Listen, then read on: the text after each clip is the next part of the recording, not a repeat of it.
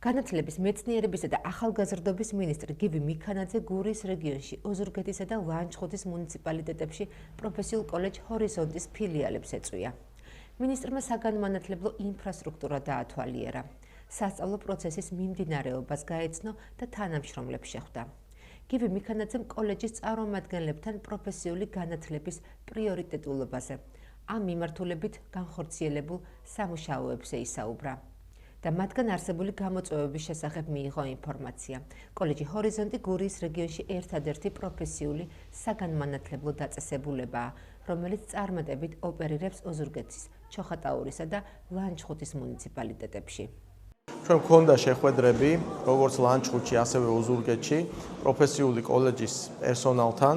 მათთან ერთად განვიხილეთ მიმდინარე აქტუალური საკითხები, სამომავლო გეგმები, დავიგეგმეთ ინფრასტრუქტურულად თუ როგორ შეიძლება კოლეჯების გაძლიერება, რა აქტივობები შეიძლება განხორციელდეს. მინის ძირფესვიანად გავაცანეთ კოლეჯ ჰორიზონტის ძირითადი მიმართულებები, დავგეგმეთ სამომავლო ამოცანები და გეგმები, რომელიც ძალიან მნიშვნელოვანია კოლეჯ ჰორიზონტის შემდგომი განვითარებისათვის.